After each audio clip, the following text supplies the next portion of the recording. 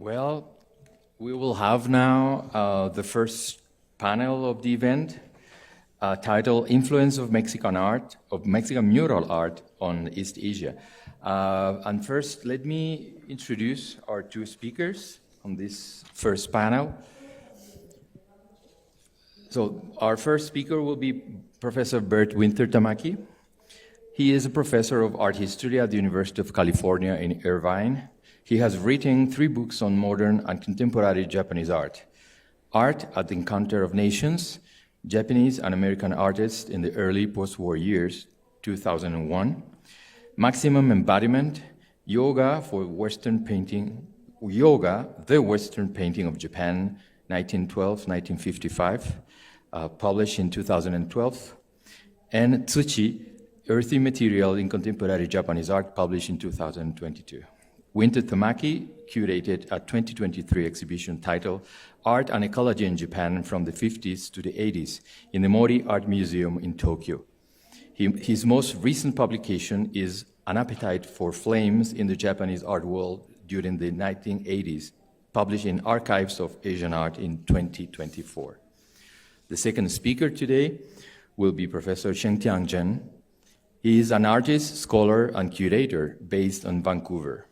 He is the managing editor of Yishu, Journal of Contemporary Chinese Art, a research fellow at the Simon Fraser University, and a trustee at the Asian Art Archive in America. He was professor and department chair at the China Academy of Art and a visiting professor at the University of Minnesota and San Diego State University. He was also a trustee and an adjunct director in the Institute of Asian Art Vancouver Art Gallery. Dr. Zhen has organized and curated numerous exhibitions, including Winds of Fusang, Mexico and China in 20th Century. In 2024, his most recent books, Sino-Mexican Art and Cultural Exchanges in the 20th Century and Art and Modernism in Socialist China and Explore International Encounters, were published. He received an honorary doctorate of letters from Emily Carr's University of Art and Design in 2013. Welcome you both to Mexico and to Colmex, and I give you the floor.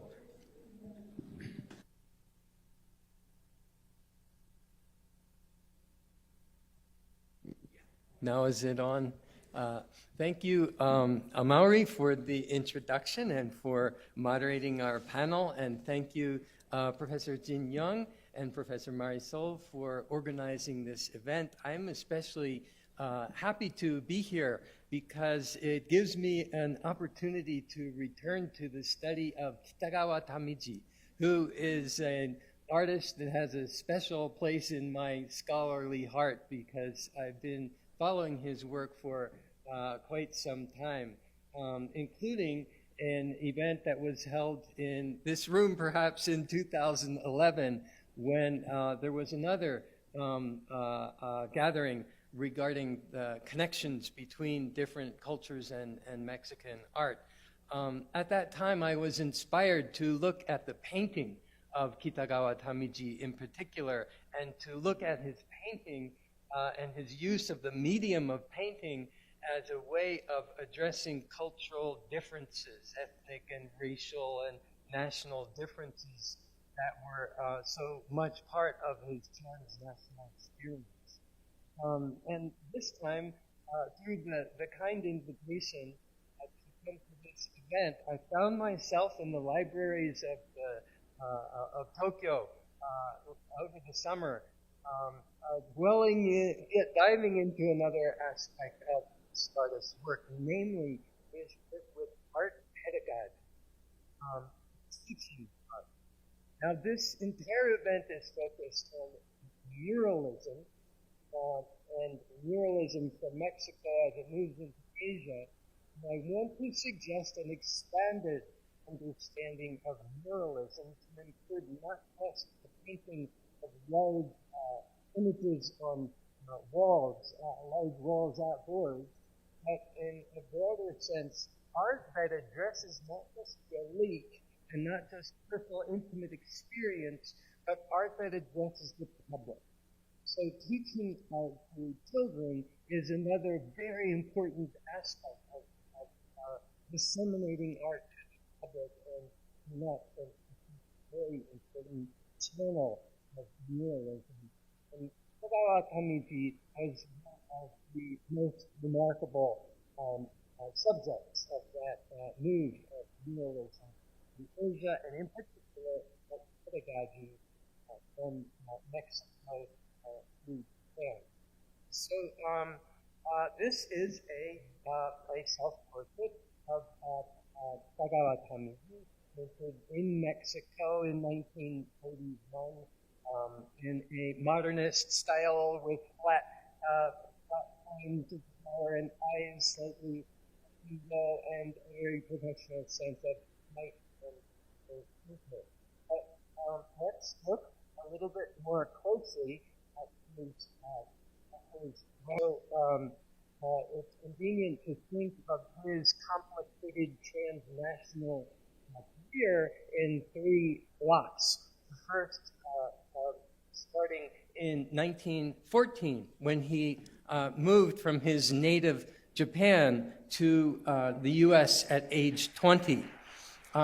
He came from a relatively well-off family, but during his travels and his long periods of stays outside of Japan, he was not supported by his family, and he experienced poverty. So in the United States, he worked in menial labor jobs. He attended the Art Students League. He then was inspired to leave the United States. And the reasons for this departure involve an experience of racism in the U.S., racism that was complicated by his Asian in a landscape where race tended to be a binary, black and white kind of a understanding of identity. That complication and observation of really egregious forms of racism, he determined to travel south. Partly that might be an influence from his professor John Sloan, who was enamored with Mexican art. He traveled with very little money through the southeast U.S. Cuba, and then entered Mexico at age 27 in 1921 and remained in Mexico for 15 years. So this is very unusual for Japanese artists of this generation. He probably is one. He was had very little money. He moved around a lot. He attended the National School of Fine Arts in 1924, and then he joined this most remarkable movement known as Escuela de Pintura al Aire Libre, EPAL. First as a student, then an assistant instructor, first at Churubusco and at Talpan, and then he became the director of his own school in Moscow. And then he returned to Japan at age 42 in 1936, and the remainder of his career was in his native country. He was part of the Nikakai organization from 1937 all the way until 78. So that is a long career as a painter, submitting annually works of art to the Great Exhibition. He experienced the Pacific War as something of a somewhat quiet dissident. He was not protesting in a way that endangered himself in the period of Japanese fascism, but his works can be certainly interpreted as critical. And then he founded a school to teach Japanese children in Nagoya, and returned to Mexico for 11 months in 1955. His career is lengthy. On the lower right is a self-portrait that's one of his very last paintings, and still at this time, he was thinking about Mexico, and if you look at the bottom of that picture, there is a grasshopper, and the grasshopper was a kind of symbolic alter ego that he espoused and that he derived from Mexican folk culture.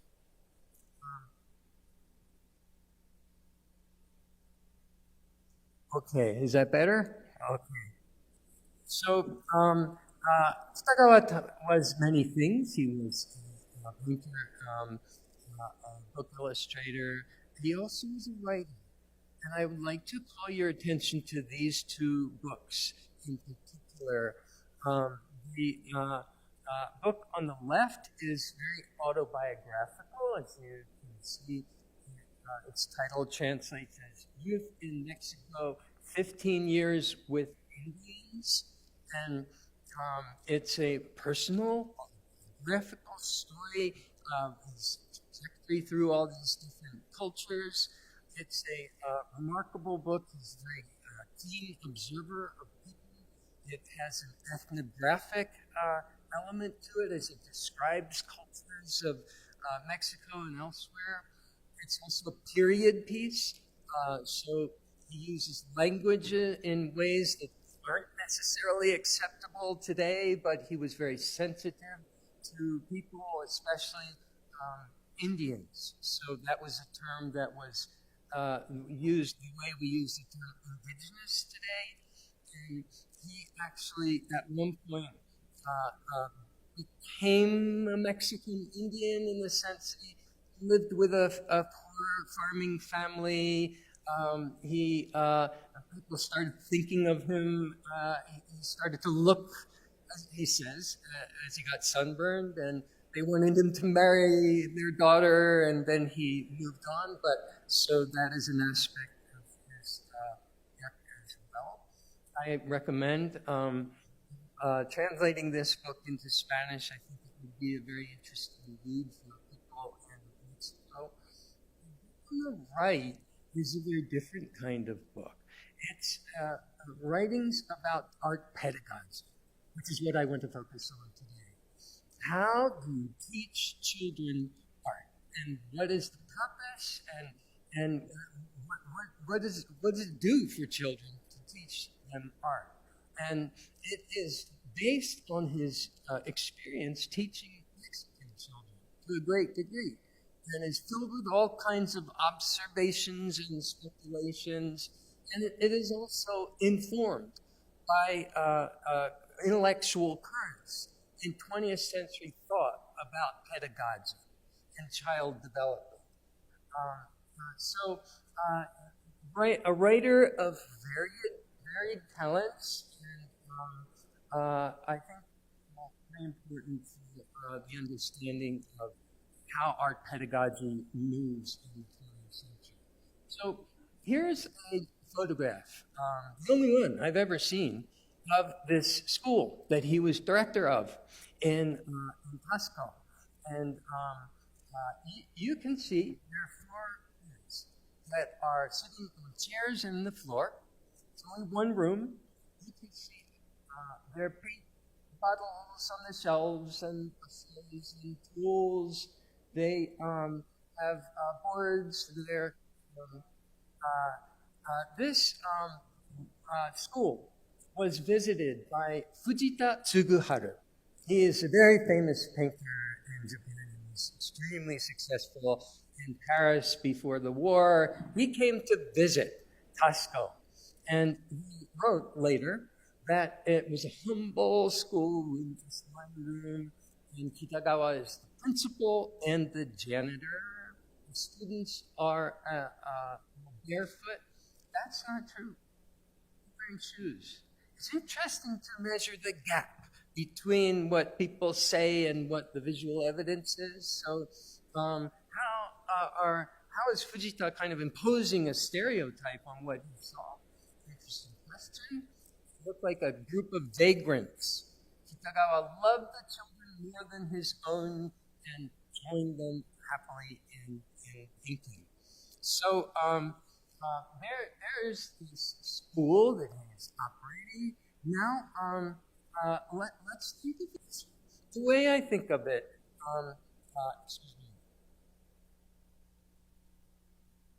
is that we can divide the broad history of modern art education into three eras. First era was when art teachers were inculcating drawing skills and anatomy and perspective with the belief that scientific positivist observation was essential to modernization, to train children to think better, to wire their brains properly so they could grow up and be engineers or whatever they would do that would improve modern society. And then there is a period after that of which Kitagawa Tamiji is a member, a protagonist, leader, in which that is blown away with a whole new idea of this idea of this notion of child development. That you're not inculcating skills to a child. You want to bring out the inner world of the child so that they develop not as repressed individuals, but in a helpful sort of way. And that really changed the whole scene. And I think we're living now in a third age, which is together different again because of the digital media that children and everybody else are using that makes this look like a different world. So in order to represent one of the key dimensions of that world of art pedagogy of Kitagawa, look at these paintings, because you had a situation in which some of the most admired modern artists were imitating children's drawings very sincerely. They truly believed that, that as Paul Klee says, that they are instructive examples and that they preserve free corruption from, so that Paul Klee wanted to draw like a child. Picasso says, it took me 4 years to paint like Raphael, but a lifetime to paint like a child. And so you know, in children's art exhibitions, as we will quickly see, it's very customary to identify the picture by the age of the child. The age of Paul Klee when he drew this child's childlike drawing, and Picasso is very interesting. So here are some very rare examples of pictures that were drawn by Mexican children in Kitagawa's classroom. Now, a couple points. In this movement of modern art pedagogy, you have a kind of pantheon of theorists, of scholars, and from Kitagawa's point of view, the father of modern art education was a Viennese scholar and teacher named Franz Zizek, who was extremely influential in bringing this Freudian idea of repression and release, and this idea of the child's innocence, and bringing that in. And the idea that the art teacher should respect the child, and that the art teacher should not be teaching skills, but allowing the child to release their true nature. So Kitagawa knew, and later on he would write frequently about Zizek's theory, and he attempted to implement it. He was also influenced by Ramos Martinez, the Mexican leader of the open-air art movement that he was affiliated with. He was also influenced by some of the Americans that he met while he was still in the U.S., including a woman named Penelope McIntosh that I cannot find anything about except that she was an art teacher that he loved, and that told him he should read Freud when he was in New York at the Art Students League. So So Tamiji is thinking about these things. One of the things he decides is that children, and as little kids, they're all different. They're all, you put a pencil into their hand as soon as they can hold it, and they innocently create these beautiful pictures. It's puberty. It's at about puberty that that sometimes is called the age of conflict or identity crisis. That's where these skills and these understandings come into collision, and he decided that in his school he was going to work with these kids. They're older, slightly older kids after puberty. So if we look at these drawings, we see Amador Lugo painting the dog and cats on the right at age 12, but the 15-year-old anonymous painting a picture of Professor Tamiji on the left, a little bit more attempt to get some perspective in grappling with these problems.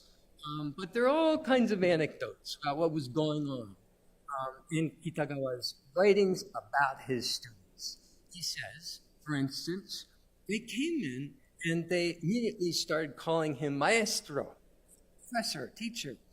And he said, no, you don't call me that. Call me compañero. And so they moved to that, like some kind of companion. And then they started calling him conspirator. And at first he thought maybe this could get us in trouble, but then he writes, well, it was actually, they were good-natured about it, and in the post-revolutionary Mexico, it actually had a rather good revolutionary energy, and so he went with that, and that's what happened. He also said, and look at the quote on the left, the monsters of adolescence didn't bother Mexican Indians. So his idea is that this puberty or adolescence, when people suddenly become inhibited or awkward or they lose their natural skill, that the Mexican Indian children he was teaching in Tasco, they weren't like that. He admired them for the way they could just innocently absorb their environment.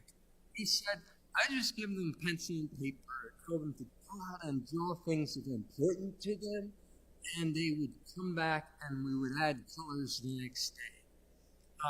So there's a kind of primitive romanticism that is part of his vision of these children.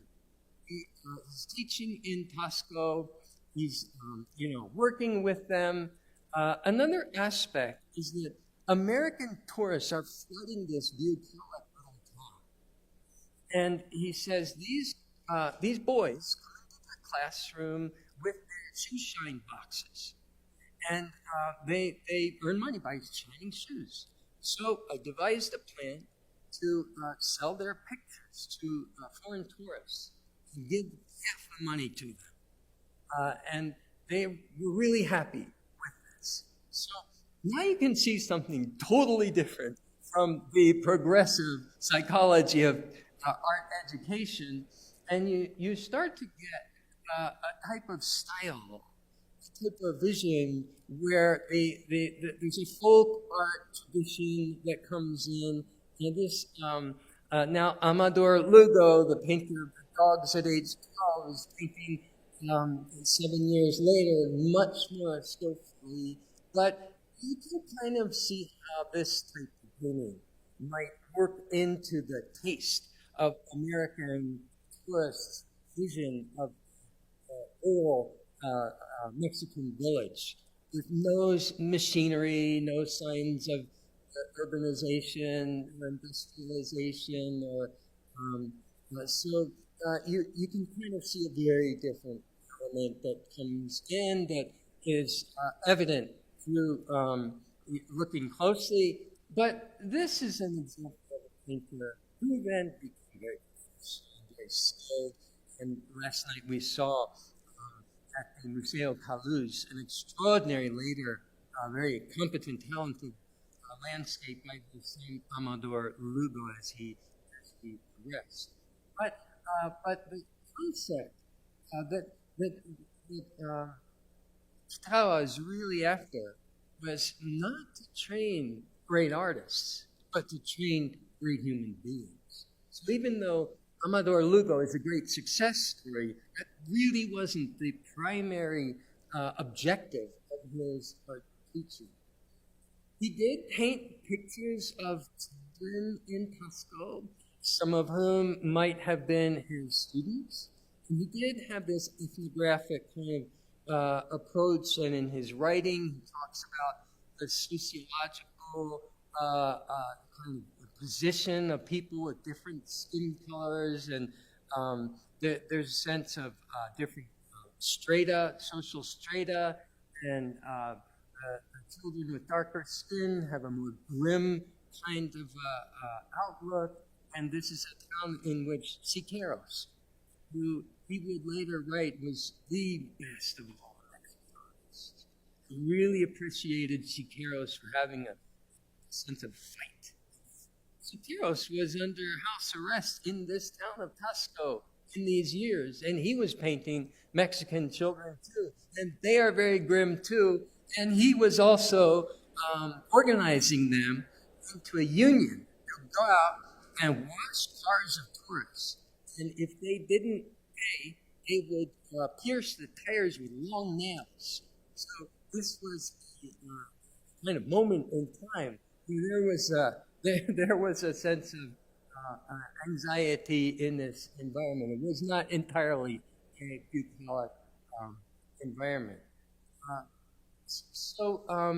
of what he was doing was negotiating the difference. These tourists that are coming in, and he's living in this house that now becomes a tourist destination. So, the Asia Kitagawa. This is in English language guidebooks, Mexico, in this.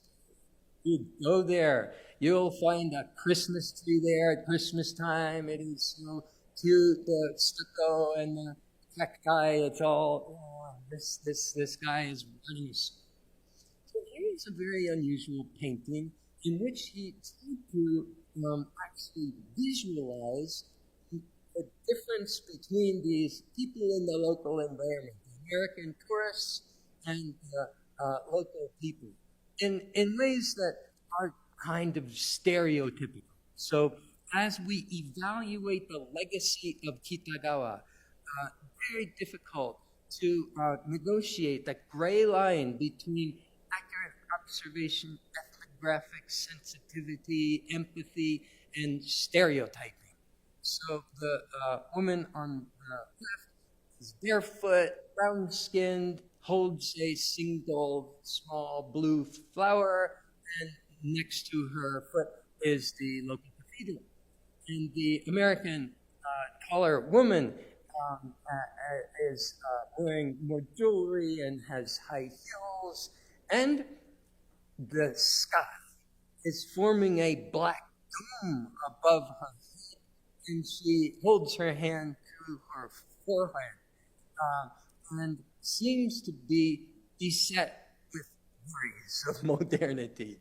I'm interpreting this liberally because I've read what he writes about Americans, about Mexicans at this point in time, and his sympathies were very definitely with the Mexican figure on the left, and he was deeply troubled by the type that is emblematized by the woman on the right. So, skip ahead. He's now departed from Mexico. There are different accounts of why he left. One of them is that he wanted to now, he thought that the real way to test his skills as an art teacher was to go to his native country and teach Japanese children. And he enters into an environment where teaching children is really important. It's a really big deal. You can, I looked up these topics in the National Diet Library in Tokyo, and there's a huge amount of publications on this topic through the war years. So he gravitates toward this individual, and they were debating art teaching, and they were debating art teaching, and they were trying to implement the teachings not only of Franz Zizek, the Viennese founder of modern art education, but also what Kitagawa learned in Mexico. But part of that was a discussion about what the difference is between different children in different cultures. So here's a letter from Kitagawa to Kubo in 1949 where he's talking about that difference. Mexican children's pictures are fundamentally different from those of American children. And the difference is not just a matter of local color. Mexican children do not express the sense of freedom that American children do. However, they are more combative. They do not have the good fortune to leisurely take in nothing but goodness and peace. They confront evil straight on. Since you know my character well, he's talking to his friend, collaborator, Kubo. You know who I side with. He sides with the combative Mexican children. He has no sympathy for these leisurely American children that have freedom. I urge them to, it is not my intention to instill Mexican children with American optimism. To the contrary, I urge them to further into a world of pathos and tragedy. I wanted to tell them, dig it out, dig it out, dig out all the ugliness. It's all beautiful. Not like the American children's mere child's. I quote this at length because it gives you a flavor of the. I wish he were here to do it himself. You know, he was quite a polemicist. But this notion of fight is something that he derived from Mexico. But remember that Siqueiros is Mexican, that sense of fight, and also the harsh reality of his students who were very impoverished. So I take this painting very personally as an aging professor, but here he is making a caricature of the kind of art pedagogy that he is fighting in Japan and everywhere. The old kind of art pedagogy, where the teacher is maestro, where the teacher is feared by the children, where the children are trying to learn skills and discipline, and they're being repressed, according to him. So here, this idiot elderly teacher is pontificating. He is lecturing to a former student who is a factory worker long after they finished their cups of coffee, and the little chicken is making fun of them in the corner.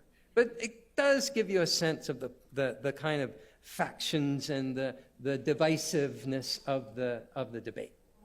So he set up a school in Japan. Now it's 1949. And he says, okay, what we're going to do is we're not going to hold the school in a school building. We're going to have it in a zoo so the kids can draw animals. And he gathers all these kids together, and he prints up a brochure, and he gets parents to come and bring their kids. And he says, look at that little grid on the lower right, that there's something valuable to be understood in the correlation between children's art, primitive people's art, and he talks about the caves of Altamira, and modern art like Picasso and Matisse. And on the other side, something we need to be wary and critical of are adults and civilization and academic approaches. So that's Kitagawa, and Strangely enough, if you happen to know the major conceptual artist Arakawa Shusaku, when he was a 13-year-old kid, he was in this art school in the zoo in Nagoya. So here are two pictures from the art school in the zoo of kids. Again, no names here, but we know they're in first grade and second grade. And it's fascinating. There's a whole literature that's basically very specific art criticism of children's pictures like these. So he goes through one by one and makes comments on them as though he were an art critic talking about artists and adult artists at an exhibition. But there's this idea of human formation, ningen keisei, psychological development. And so that's key here. So looking at the goat, coloring is intimately connected to the child's spirit. The appropriate expression on the goat was originally the child's spirit. And the spirit was manifested in the way the paint was applied. He talks about happiness. He also talks about kids that are from unhealthy household environments that don't paint beautiful pictures. They're unbalanced. There's something wrong with them. And here he says, there's a big responsibility for the art teacher.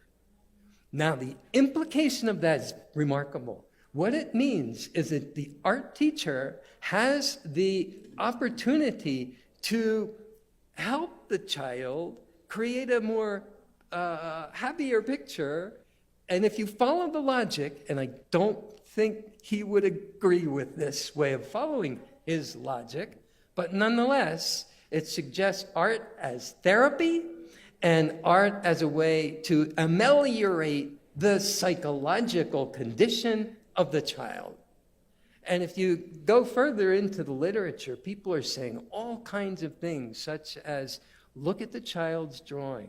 In Japanese, there's a word for acute angles that uses the same character as the adjective for people that are smart. And for obtuse angles, there's a character that also is used for an adjective for people that are not smart. So, there is this kind of strange way of shaping the brain potentially through this vision. And these are the kinds of things that they were talking about. The story goes on, but I want to end it here with these two images. And on the left is the cover of an exhibition catalog. An exhibition that was held in Tokyo in 1954 that had 200 pictures by children from all over the world in the National Museum of Modern Art in Tokyo, co-sponsored by UNESCO. And the essay in the catalog is by none other than Kitagawa Tamiji. And so clearly his understanding of children's art through transnational experience and grounded in Mexico is coming into play here, this sort of global view. But in this particular essay, he's writing about global art, global children's art for a Japanese audience, and he says, we have an opportunity. I just got back from a trip all around Japan. I met with art teachers all over the countryside, and there's a lot going on. It's really exciting. We have the potential to become the world's leader in children's art. And what better way to be a leader is there than children's art compared to warships and armies, and we just lost this horrible war and we're anxious to put that behind us. So he upholds children's art as a great avenue of accomplishment for Japanese subjects in a global context that is informed deeply by his Mexican experience. because he isn't identified in Japan as a Mexican-inspired and Mexican educated artist. That is very much part of his persona. So the image on the right is the school where he taught in Tasco. But this photograph was taken in 1977, and there you see standing on the right, the taller guy is Amador Lugo, the one who painted that when he was 12 years old, that picture of the dog with two cats. He's become a well-known artist. And on his left is Takeda Shinzaburo. He was another former student of Kitagawa. And the photographer, Ito Takayoshi, was yet another former student of Kitagawa. So all of these former students were deeply invested in that ideology that Kitagawa was promoting. And that ideology, unlike the World Children's Art Exhibition essay, was very much Mexican-focused. For instance, it was Takeda Shinzaburo, the man on the left. He was inspired through Kitagawa's teaching to move to Mexico in the 1960s, and I believe he still teaches art in Oaxaca. Is a very influential art teacher. And the photographer, Ito Takayoshi, he was teaching in Seto in Japan, and much of his art teaching and his art involved Mexican forms and ideals about Mexico, sometimes cliched, nostalgic visions. So Mexico is very much part of his art pedagogy for Japanese teachers.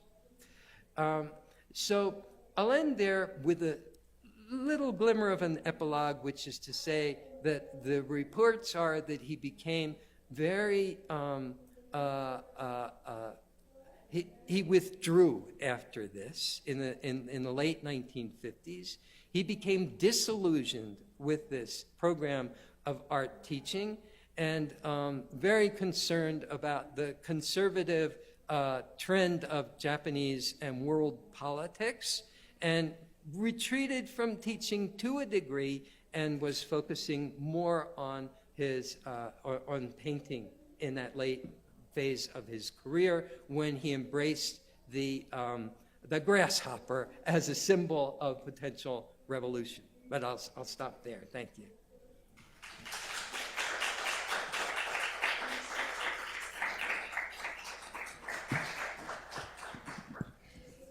So our next speaker is Professor Chen Shentiang. I also invite the people who are connected in YouTube to write their questions there in the chat. And also we are receiving comments about that there are problems with the audio.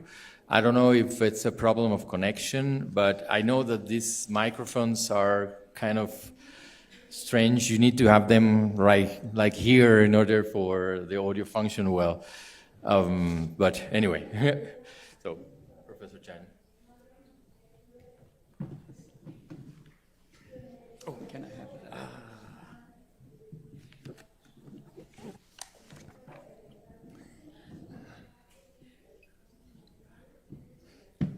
Good afternoon. Good morning, everyone. Thank you, Amore, for the introduction. Thank Professor Jing and Marisol for organizing this symposium.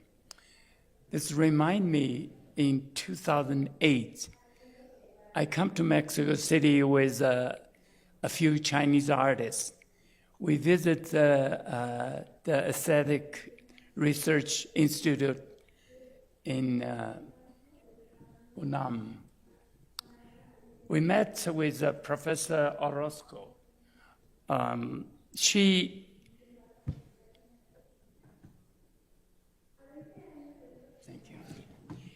gave us 3 books. I believe that books are a collection of research on Mexican influence on other countries. So there are texts on United States, texts on Eastern Europe, texts on Russia, Soviet Union at that time. So I look at the title of those texts, and I ask Professor Orozco, I said, what about Asia? And she said, unfortunately, we don't have any researcher working on this. But today, now we have this symposium. We are focused on the Mexican influence on Eastern Asia. I think this is a great development. Even this is only a start. But I hope many much to follow in the future. So today I will introduce a Chinese artist, Yuan Yunshen, who was basically influenced by the greatest, one of the greatest Mexican artists, David Figueroa. So I will talk a little bit about their encounters and the later artistic practice of this artist. So I will read digest of my paper to save time.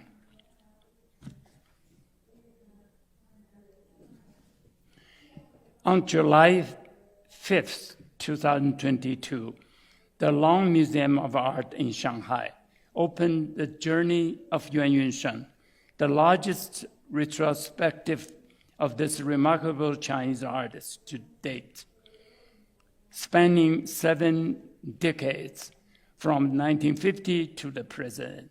The exhibition traced not only Yuan Yunshen's artistic evolution, but also his tireless search for national identity and the common value of human civilization.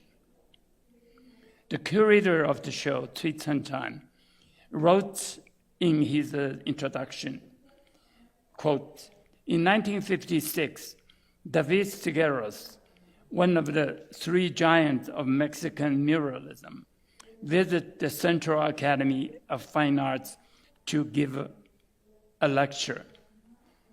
This rebukes the young generation's pursuit of the artist's spiritual world. Yuan Yunshen, then a student, was fervent after hearing him. So Yuan Yunshen was the artist who attended this lecture. So this is where our story began.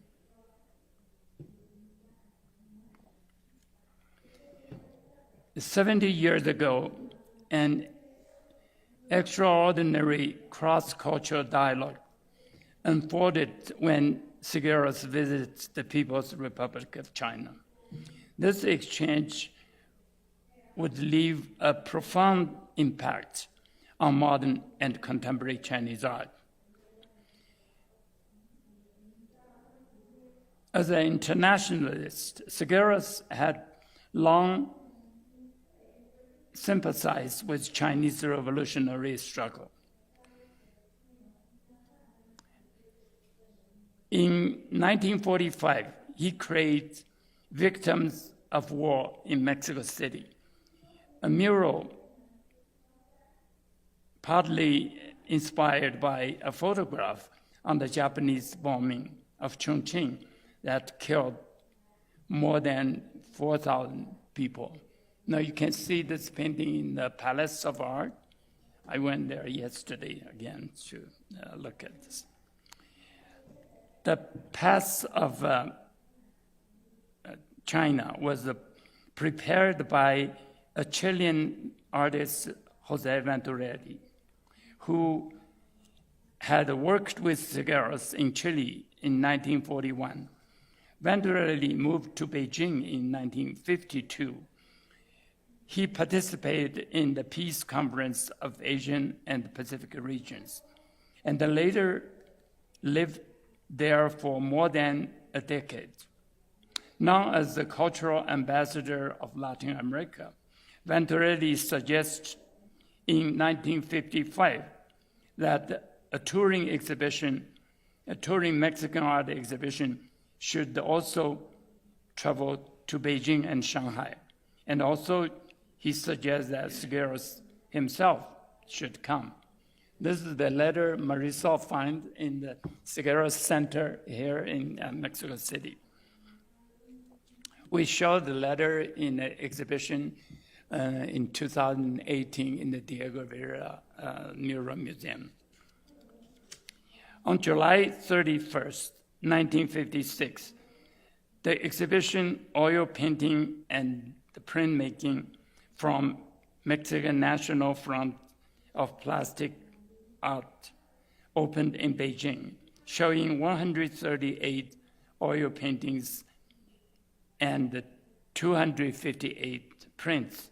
It made a deep impression on Chinese audience.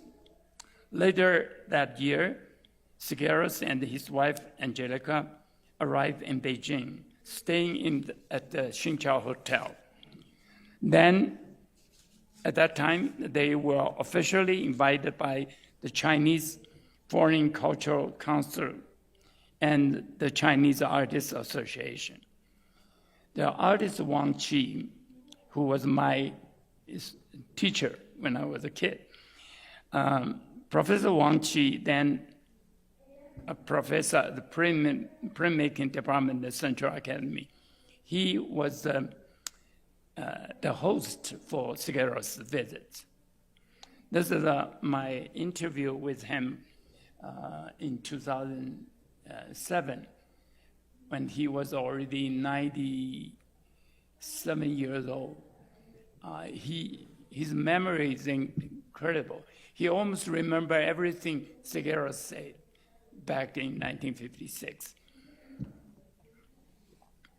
To understand the significance of Sigueros' visit, we must recall the cultural climate of China at that time. After 1949, China was politically aligned with the Soviet Union. Soviet socialist realism became the dominant style, enforced through teaching system that emphasized rigorous, realistic drawing. This is one of the Russian system by this Professor Pavel Chischakov, which was introduced in 1950s to China. Every art school have to apply this system. So even now, this influence is still very strong.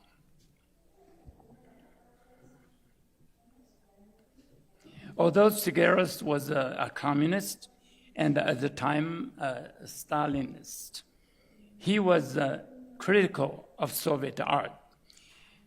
In a speech in 1956 in Moscow, he accused Soviet artists of drifting into formalism and cosmopolitanism.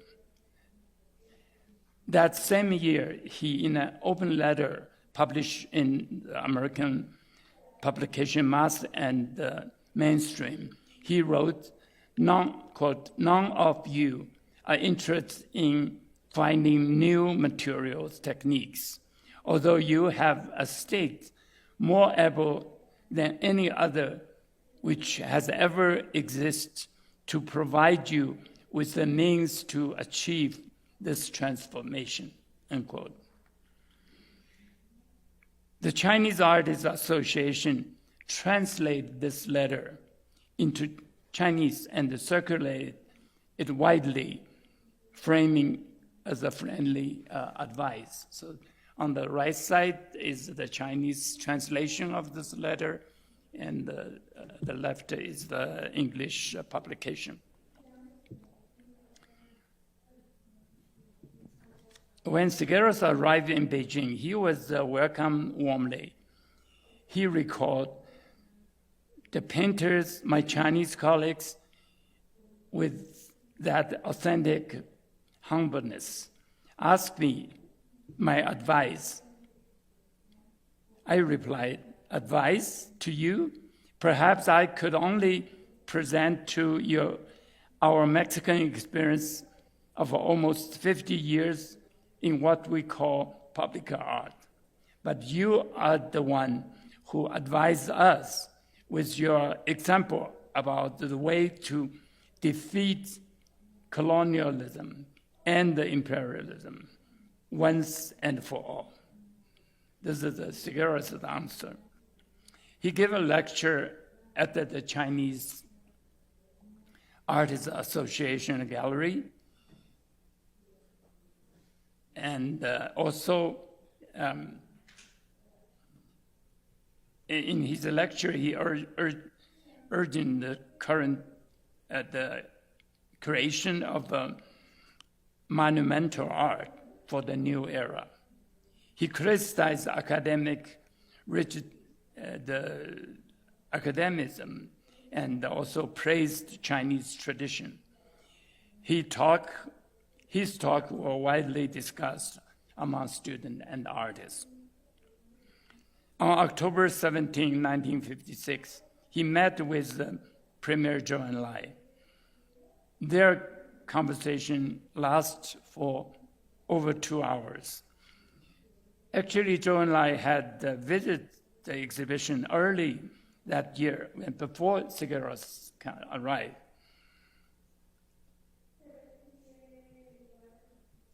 Yeah, when Zhou Enlai saw this painting, which is showing in China, including in that exhibition, here's Zhou Enlai's feedback. He said, he had commented, he said, this is a very powerful and creative painting, but it's not rational.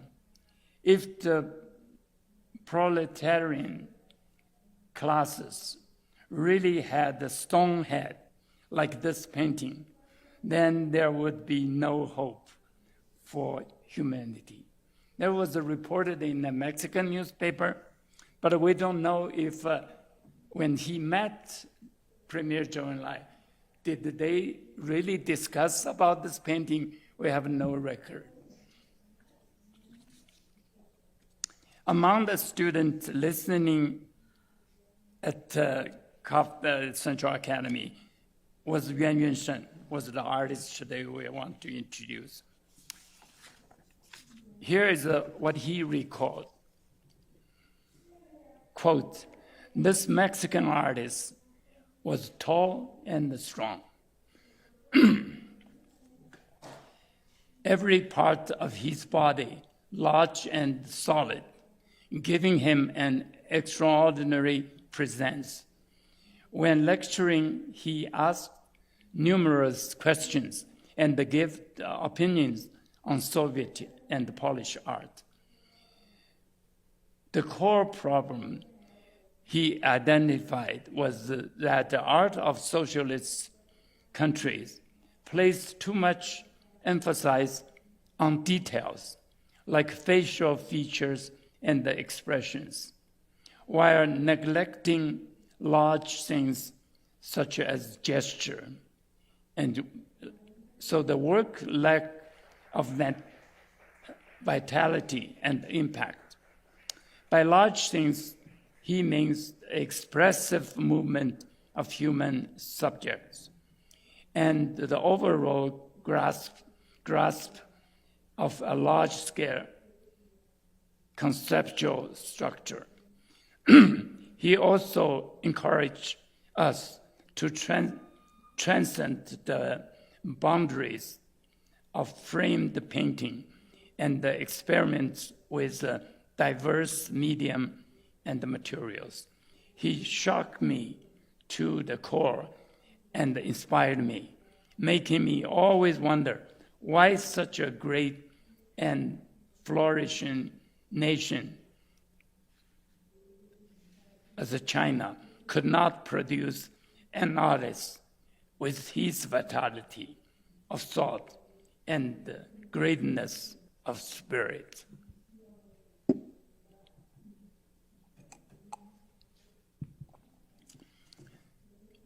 This moment deeply shaped Yuan Yunshen's artistic philosophy. He admired the Mexican artist's sincerity. I interviewed him also in 2007, asked him about how he started from this is Figueroa's lecture. He said, quote, "I felt those Mexican painters were revolutionaries at heart, while simultaneously being an artist. No matter what artist language they use, they always express their sincere feelings, their thoughts and the moods. By contrast, Chinese artists were engaged in only one kind of a revolutionary art based on party's policy.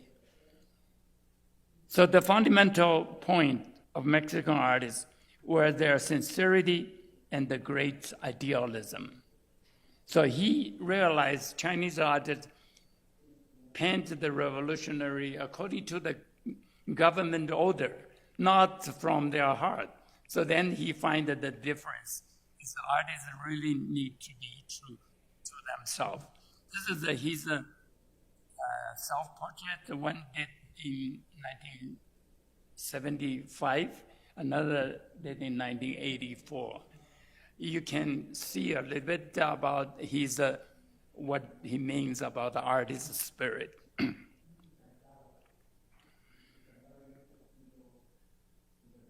Yuan Yunshen's independent spirit soon brought political risks to him. In 1957, he was labeled rightist and sent to the countryside for re-education. After 2 years, he returned to the Central Academy and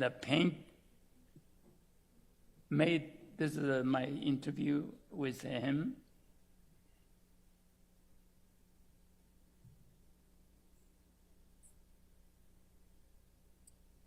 He penned this painting. It's his graduation work for the memories of the water town. It's from his hometown. He used Chinese scattered perspective to merge multiple stories on one canvas. Actually, I learned a lot from Mexican artists, especially Diego Rivera, blending influences from Chinese painting, folk art, and the Western oil techniques. In 1963, the official art magazine Meishu, means art, actually denounced this work, still criticized him as a bourgeois and harmful to the public. But the Yuan Yunshen persisted. He later said about Mexican art, he said when they used the strong language to express their emotions or their ideas, their work had exceptional force, like those incredibly strong paintings by Figueroa. So he still followed the style he learned from the Mexican exhibition and Figueroa's advice. In 1978, while the reform era underway, Yuan Yunshen was commissioned to paint a mural in Beijing Capital Airport. His work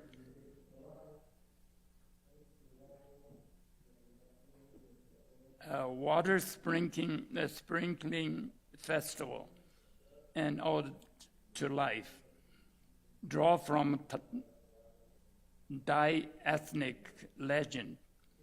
He explained, quote, "The gun of four had met their downfall, and the Chinese people had been racked with pain for so long. The story of the water sprinkling festival was incredibly relevant for Chinese people in the post-cultural revolution period. So the painting is about this Dai minority in southwest China, about the Dai people. They celebrate a death of evil. This is like ancient story. When this evil passed away, then they use the water to clean the environment. Also, the story said they have to pour the water on this evil's head. Otherwise, the evil will re-alive, then will harm people. So this is a story kind of symbolized the victory of the Chinese people when the Cultural Revolution ended. The mural depicted joy, vitality, and even nude figures. You see on the right corner, a group of women, they are bathing in the water, which is very unusual in Chinese art since 1949. So actually this caused a heated debate in media and also in public. At the end, the leader of China, Deng Xiaoping, gave a personal approval, said, I don't see any problem of nude painting. So then it's okay. The painting was reopened to the public.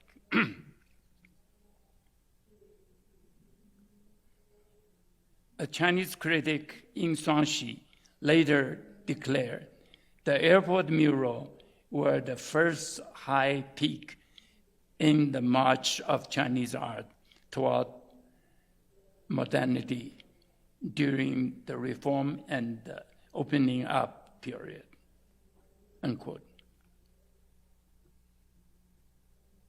In 1982, Yuan Yunsheng arrived in New York.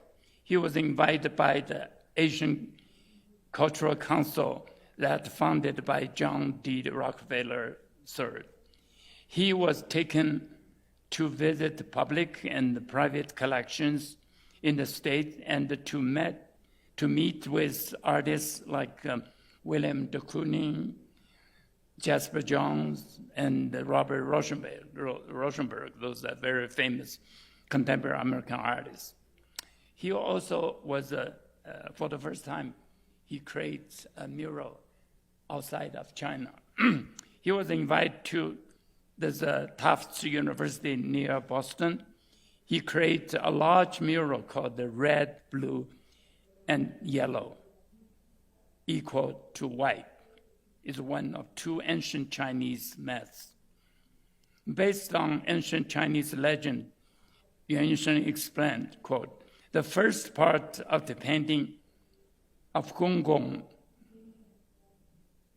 is composed of red tones. And Gong Gong is also an ancient god. He, for some reason, in a battle, his head attacked a pillar of the sky. So the pillar collapsed, the sky was falling. So then the second story is a goddess, Chinese goddess called the Nuwa, who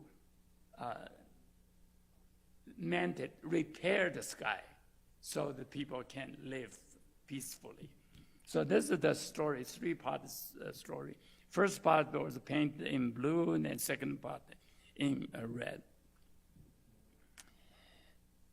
And the last part of the painting, the harmony between man and the nature, is in white. With modern painting techniques, Yuan narrated the Chinese mythological stories and then moved on to a further exploration of the mural form.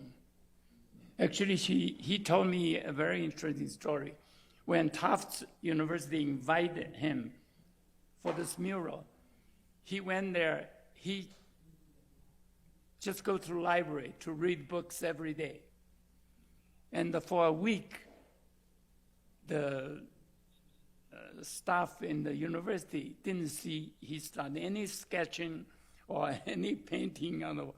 So they would get a little worried about this. And then one of the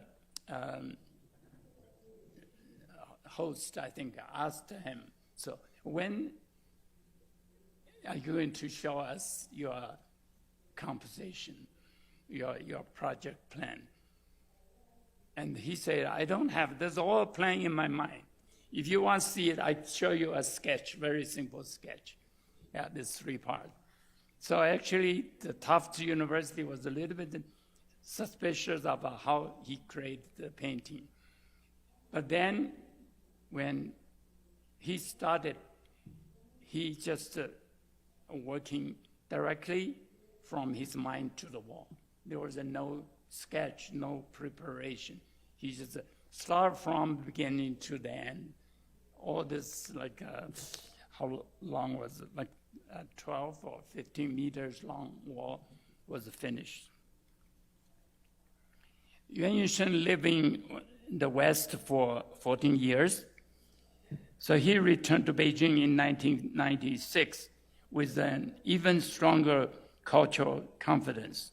He reflected, he said, when I see a work of Da Vinci, Picasso, or Andy Warhol, I never felt shy about my own national culture. On the contrary, the thought of this great difference always reassured and invigorated me. So he always compared Chinese tradition with the Western art achievement. And he thought, we are in a different paths. Both are great, but we don't need to copy each other. In 2004, Yuan was invited to create the 2. This is a detail of Tufts University mural. He met with George Siegel and also de Kooning. So in 2004 and 2005, those are 2 paintings he made in New York when he lived in New York. I saw the first one on the top. Top was very much influenced by Mexican art.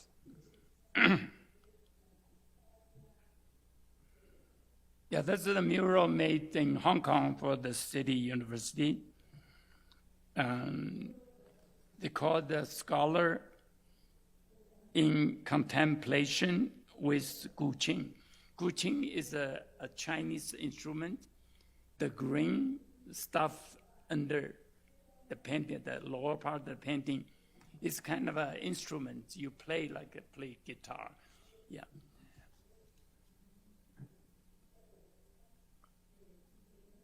So in the first mural, Yuan chose to use guqing, that ancient Chinese instrument, to lead the viewer into a spiritual world of Chinese culture. While the second mural, expressed the story of legendary Wan Hu from Ming Dynasty, the first person in the history of mankind who attempted to realize his dream of flying to the heaven by using principles similar to those of today's rockets. So this is an interesting story. In Ming Dynasty, a real person, this Wan Hu. He's like a small officer in the county. But he had an idea about the same science of a rocket today. So he believed they can blow him to the sky. So he have a lot of explosive materials banded in the chair, and he sat on the chair and fired those explosives. Then he disappeared. Nobody find him. So that was a story recorded. And even his name was used by UNESCO to celebrate today's development of this science and technology. So this is the image Yuan Yunsheng creates for Hong Kong University. And Yuan suggests that his unique scientific spirit is exactly what China and the world need today.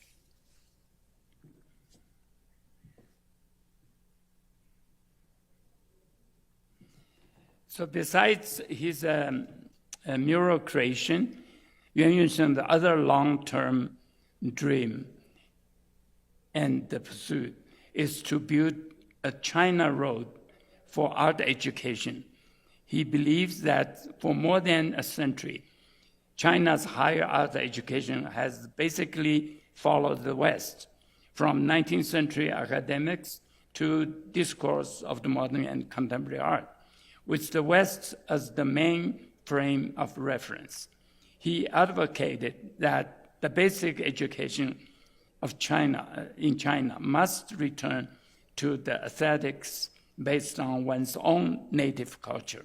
Since his return to China in 1996, he has traveled every year with teachers and students to museums, relics, and caves throughout the country to study and make records. He formulated a long-term plan and applied for funds from the government to make a series of reproductions of outstanding ancient Chinese sculptures, bronzes, murals, calligraphy, crafts, and other representative works. So to lead this undertaking, Yuan Yunsheng was appointed as the director of the Chinese Traditional Plastic Art Research Center of the Central Academy of Fine Arts, and also the principal of the national major project called the Replacement of Traditional Chinese Sculpture and the Establishment of Contemporary Chinese Art Education System. So I was, in this April this year, I was just in Beijing, had a chance to see this exhibition called Searching for Artistic Tradition, the Exploration Paths of Contemporary Chinese Art Education System. And the exhibition actually showcases what did they find, under the leadership of Professor Yuan Yunsheng, what is those reproduction they created in the last few years for Chinese art students. It was a very interesting exhibition. It remind us also a very important advice from David Segueros. In 1956, when Segueros visited Beijing, he was taken to very famous ancient grottos, the caves of a Buddhist sculpture called the Yungang. It was not too far from Beijing. So Segueros was and his wife they were very impressed by Chinese sculpture. And he said this is one of the best in the world, can compare with any great creative work of a human being. So before he left Beijing, in a discussion with Chinese artists, he suggests, quote, he said, "You should aim for works like those at Yungang to express your national identity. Your realism will be even more realistic and brighter than the realism of Yungang." This is what exactly Segueros said. So 70 years later, Yuan Yunsheng's lifelong pursuit of integrating national tradition into modern art stand as the direct echo to Shigeru's advice. So the dialogue between Shigeru and the Yuan across continent, across generations, remains one of the finest examples of transcultural and transnational artistic exchange in the 20th century. Thank you.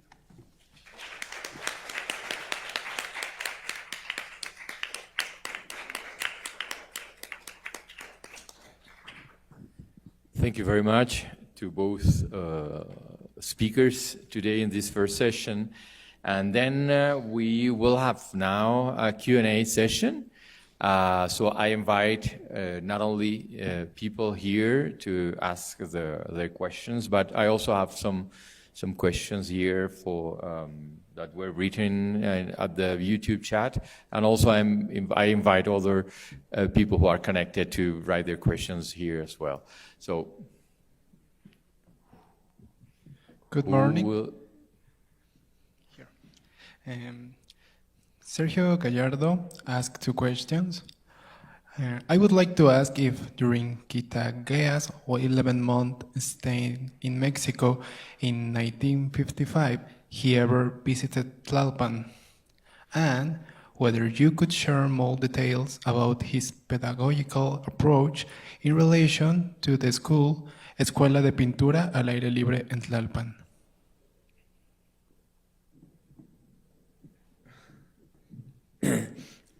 I understand the question to ask for more elaboration about 1955, that's part 1, and part 2 about the IPAL.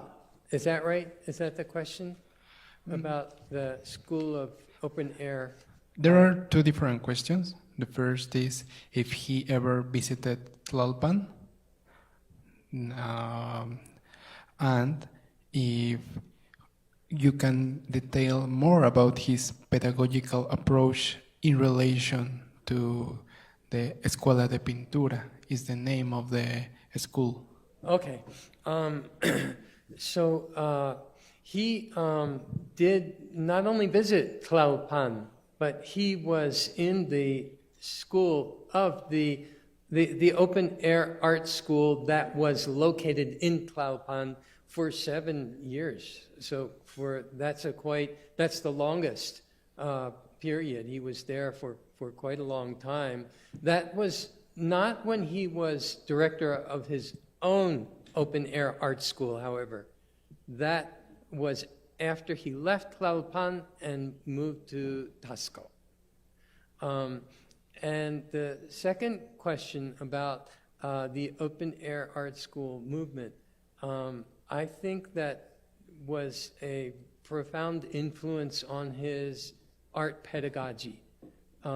He was associated with that school in 3 different venues for many of his years, his 15 years in Mexico. He was influenced especially by Alfredo Ramos Martinez, the director of the IPAL movement. So this is absolutely important. One interesting observation comes from an interview with the artist who I mentioned, who was a pupil of Kitagawa, namely Amador Lugo, who I showed his painting of the dog and the 2 cats. In 1978, Amador Lugo was interviewed by 2 Japanese visitors in Mexico, and he remembered his childhood, and he remembered that time in the school operated by Kitagawa, and he said, compared to the other schools in the open-air art school movement, there were quite a number of them and varied at different times. Compared to them, Kitagawa's school and Kitagawa's teaching and the art produced by the students reflected more openness to less trained, more de-skilled kind of an approach.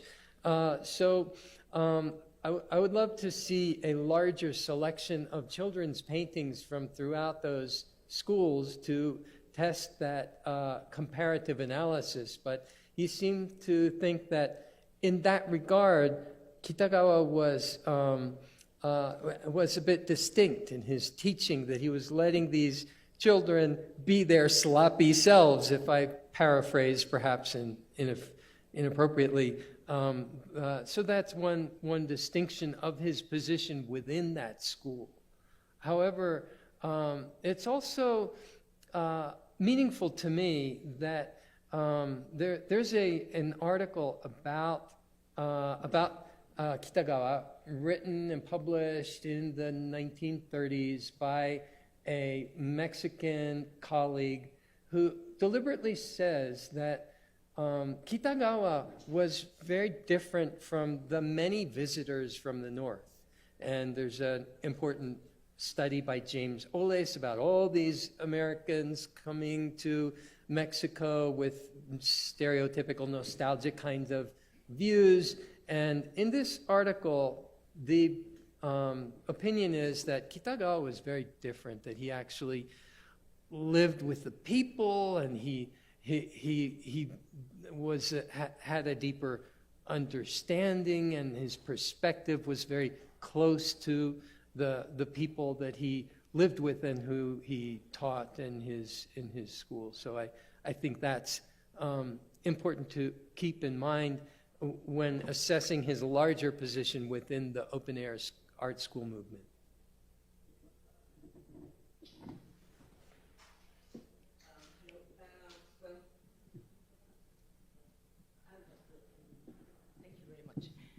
Well, congratulations for your lecture. It was really very, very interesting. I'm Laura Gonzalez Matute. I think I met you before, yes, a long time ago. And well, it was very, very interesting because, you know, all these things about Kitagawa when he came here to Mexico. I think he was really, really involved with all of our culture. And what they were just like saying just now, I think that, well, the four schools, the PAL, Coyoacán, Churubusco, Tlalpan, or five, and well, also Tasco. But here in the city of Mexico, not in Tasco, all the teachers were really involved with the students. And what it was very interesting was that they were quite young, about 8 years to 15 years, more or less. And it was very interesting that the ones, for example, that were in Xochimilco, all the landscapes were just very, very naive, very like, you know, they send you the message that it was so nice, all these flowers and all the things that embroidered all Xochimilco.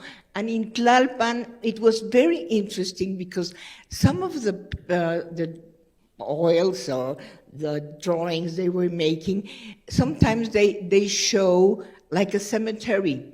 And I said, well, that's quite special. But when I went there to Tlalpan and went to the street, the Congreso Street, I think that's the name. And then I saw this cemetery and I said, oh, now I understand why they were always painting this cemetery, and sometimes some themes about, you know, dead or something like that. So it was a really interesting movement because the children that they even, someone were analphabetos, they didn't know how to write, to read, anything, but their works were really, really very, very interesting. Even I know you know that they went to Europe, and in Europe they were, oh, fantastic, fantastic. And Picasso said, oh, this is marvelous, marvelous.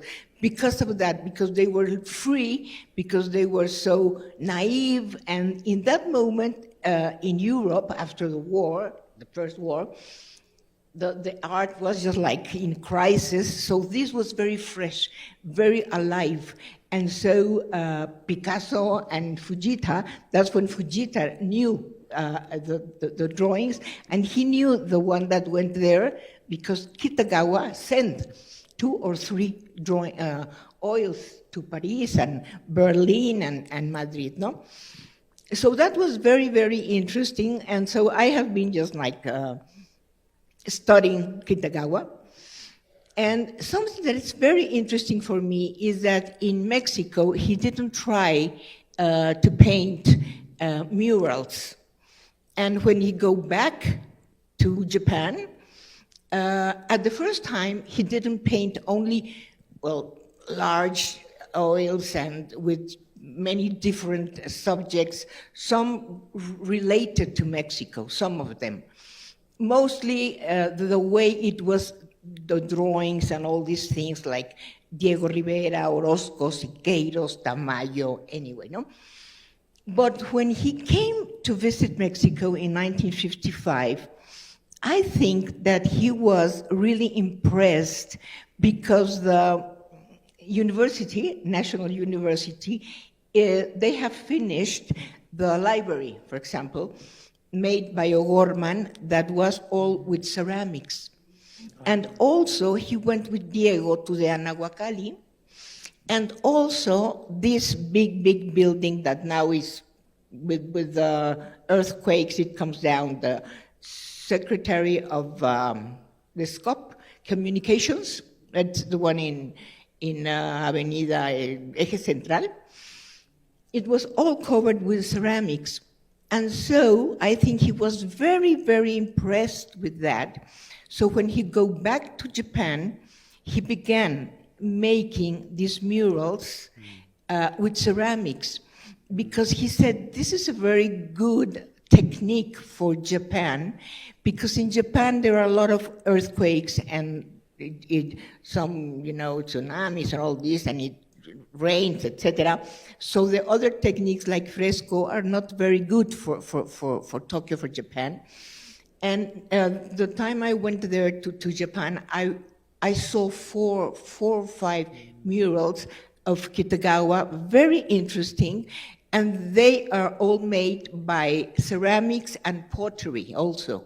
And this combination, I think, is unique only in Japan, because in Mexico, you use ceramics or stones, color stones, but not pottery.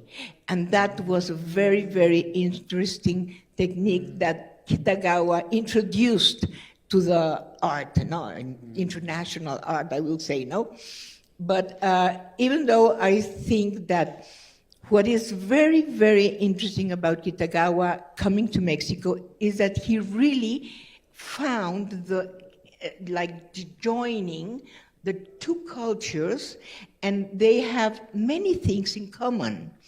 And that's the thing that made Kitagawa being so happy, and he had a very, very nice relation with all the pupils because of that way of thinking, way of being, and that is, like they say, the others, not the Occident, but the others that are the Asians, the like Latin Americans or the Africans, that we are different from the other ones, and that was why Kitagawa was so happy here.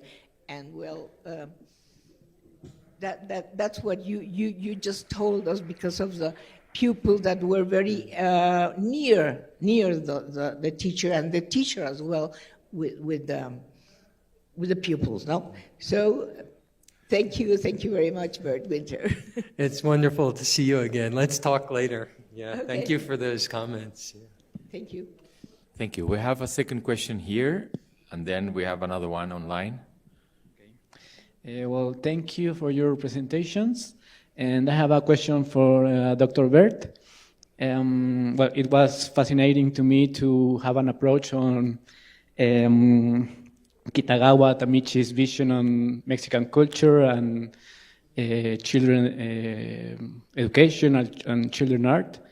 So my question is if you know if he had contact, personal or intellectual contact with Anita Brenner or John Dewey, for example, because I think maybe they could share some point of view of the education or artistic development on children.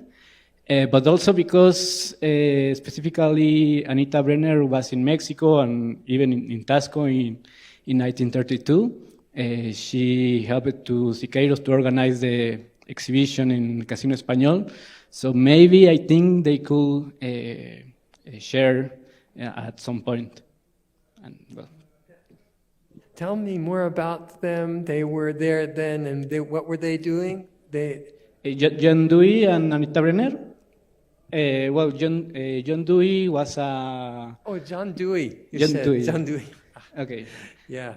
I think in this broader movement of the modern art pedagogy, John Dewey was crucial influence, experience of aesthetics being so central. And there's a curator in Japan named Saigo Minako, who has studied in the recent exhibition catalog. She has published a study of the relationship between Kitagawa's thinking and teaching activities and various American kinds of perspectives. And so it's interesting that Kitagawa's experience in Mexico was partly an experience of American points of view filtered through Mexican perspectives. So she enumerates quite a few ways in which that can be traced. In other words, Tasco, strangely enough, was a rather cosmopolitan place for him, and in fact, his school, when he founded this one-room schoolroom, it had already been an art school run by somebody named Elsa Rago, who was an American artist. So there's, and reading her work and her writings about Mexico, you can kind of see John Dewey as part of that milieu and part of, that stream of thought that includes Franz Zizek. It includes these two sisters, Penelope McIntosh, who ran an art school in New York that he befriended in New York before he even came to Mexico. And so John Dewey was part of that whole constellation. I think it's there are a lot of threads there, and in a way, he occupies a unique position in that in that larger kind of movement, I think. Elsa Rago, who is married to another painter, I'm forgetting his name. There's some films that they made in Tasco. They're very beautiful. They're on the Smithsonian Archives of Art website. You can watch them. And there's a discussion of the relationship between film and painting in Tasco. So, and Siqueiros being there at the same time, and also painting images of children, and these American travelers. There are two travelers who write a book. Heath Bowman and Sterling Dixon write a book called Mexican Odyssey in 1936, and they write about coming to Tasco, and they write about seeing the Christmas tree at the Casa Kitagawa in Tasco, and how it's so picturesque that they can't believe it. And interesting how this town became a confluence of so much that was going on. Yeah. Thank you. Yeah. Do we have another question here?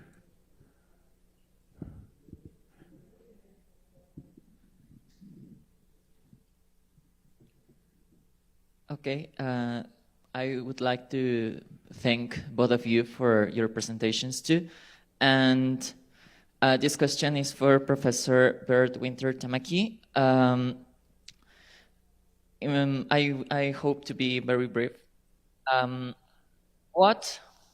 can be considered drawings, paintings from children in armed conflicts, for example? Can they be considered art? How can they be studied or analyzed more away from sentimentalistic or breathtaking impressions? What could be the difference between a painting, a drawing from a children with any artistic preparation, but the living experience and the need to represent their experience on paper or on paint, from Guernica by Picasso, for example, or The Victims of War by Siqueiros, the painting that Professor Zheng Xingtian mentioned on his presentation.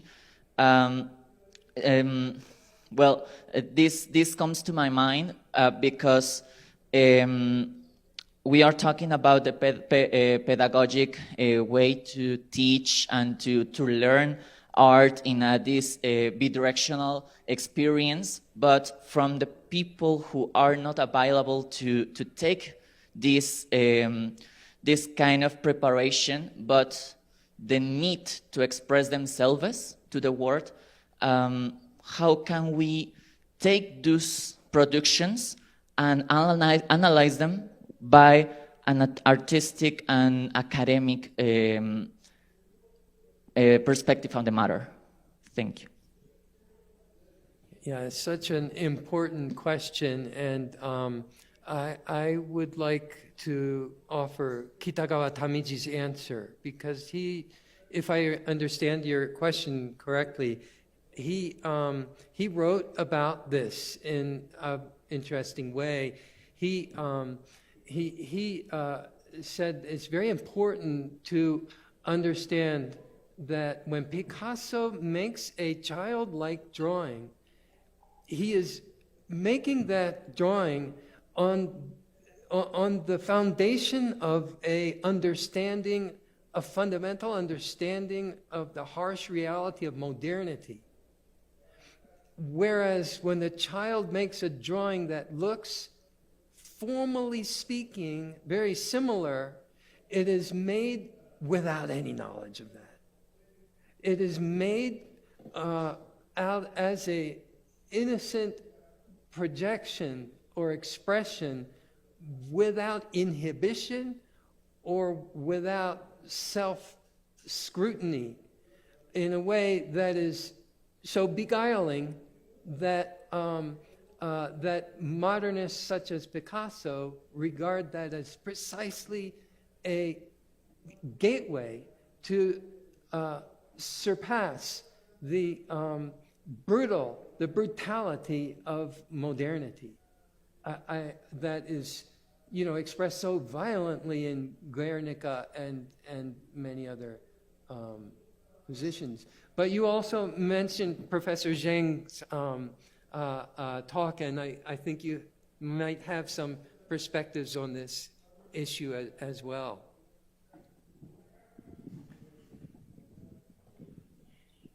No, I talk about Yuan Yunshen's philosophy on the art education. Maybe it's related to what you explained, the teaching the system of this art. In China, when you go to our art academy, the first class is drawing.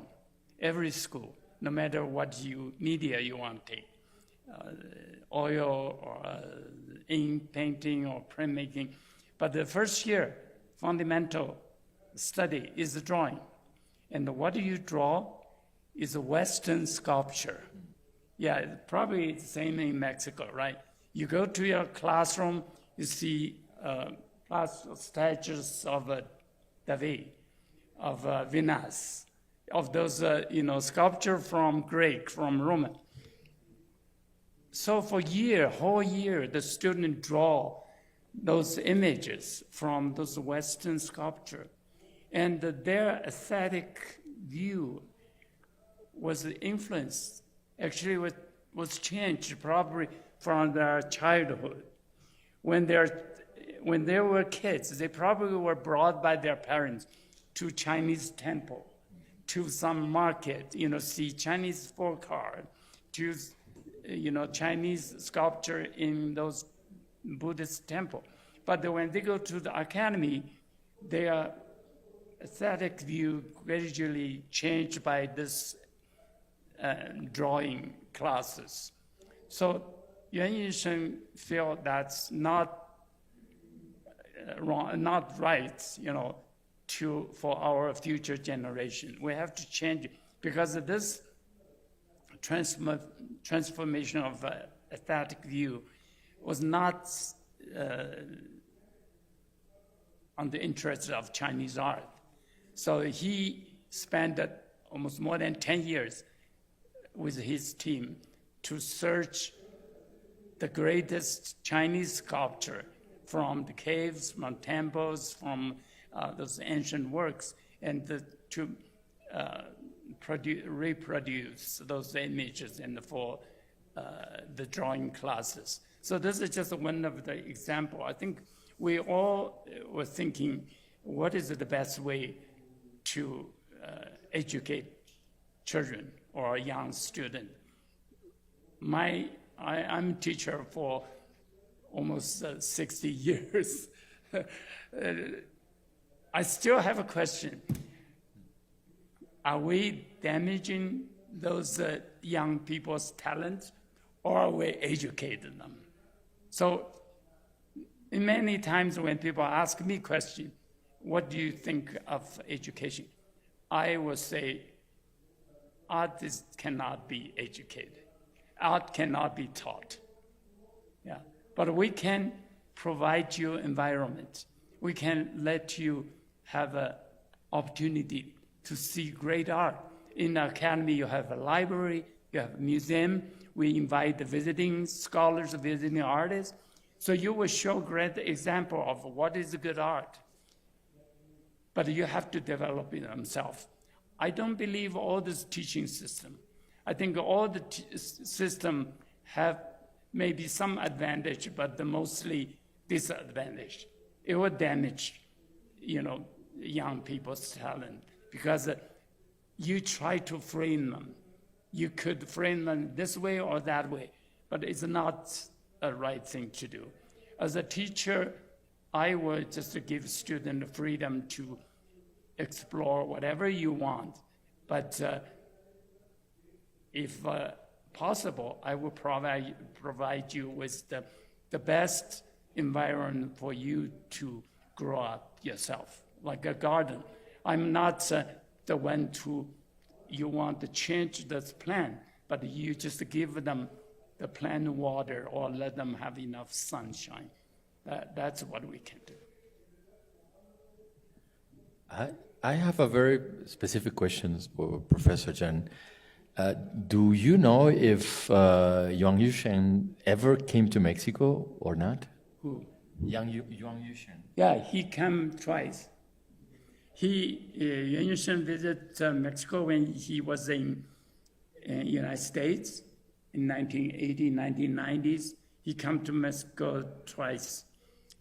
But in my interview, he told me he was kind of disappointed when he visited the museum.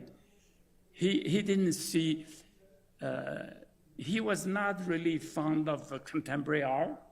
He thought contemporary art was, in some way, didn't achieve that level of Mexican muralism in 1920s. So he had an argument with the director of a modern art museum. At that time, I believe it was a woman. So he had a kind of debate with her. He said, I think you should promote mural, 20th century Mexican muralism.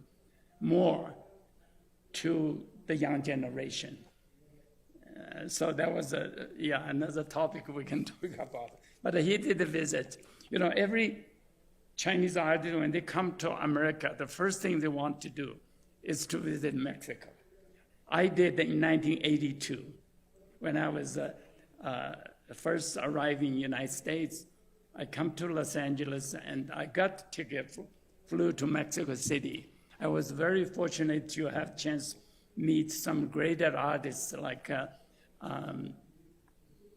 Bustos and his wife, Rina Lazo, which Marisol will introduce this afternoon, and Mosiak and Raul Anguiano, and many good artists. And now we keep contact for many decades. Is there any other question? Renato?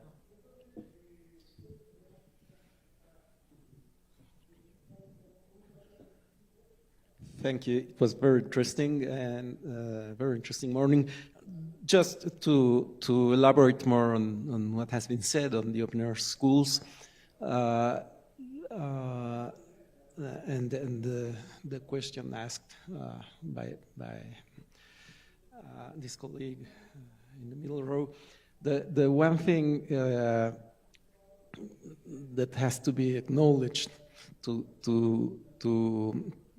have a wide view of the process of the open air schools is that during the tenure of President Calles and the aftermath, when Calles, the former president, was Mexico's strongman, the open air schools were something of an official trend in Mexican art, officially supported.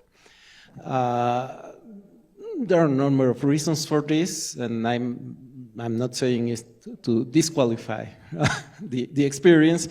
However, this legitimizing the practice by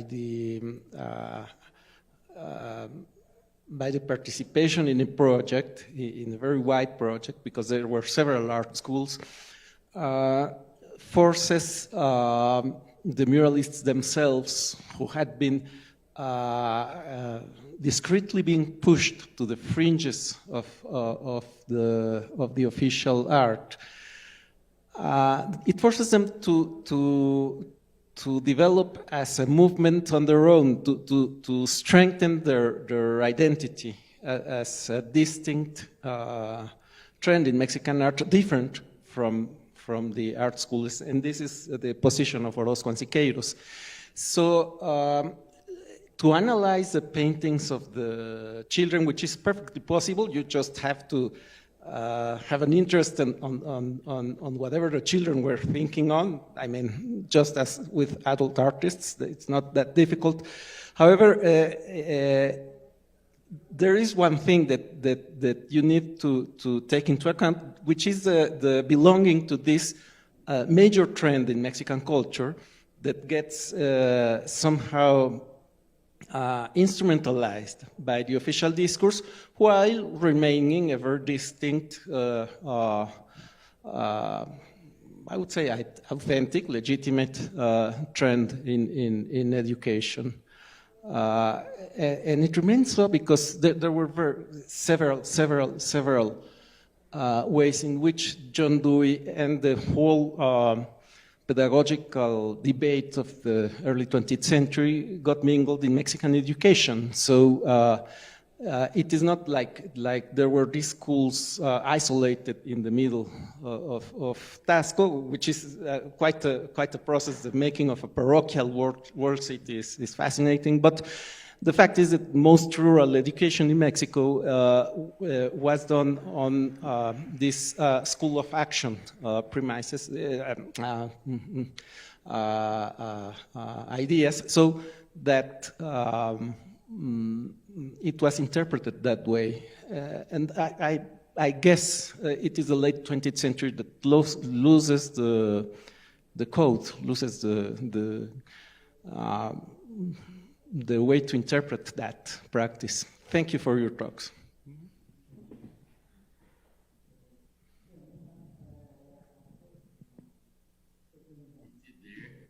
Is there any other question on? I think there is one online.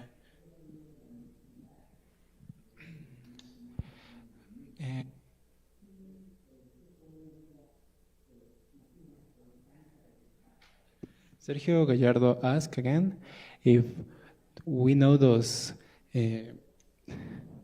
Kitagawa lives during his 7-year stance here in Mexico.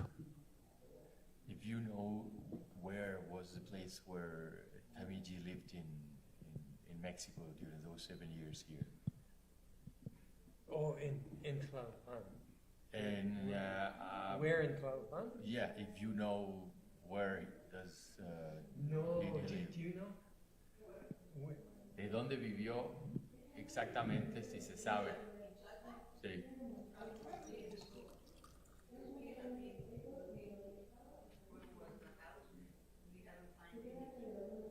Okay.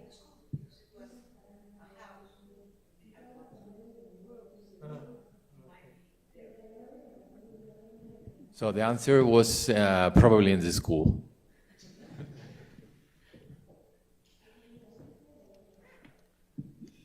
No more questions here? Okay, then we will have a break and we will see each other here and online at 2 p.m. At 2 p.m. No? I'm sorry, no, 2:30. Sorry.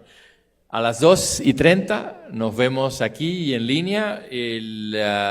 The connection for the streaming from 2:30 p.m. is the same. So you just remain so aware of the hour and just click on the same link. Muchas gracias. Thank you very much.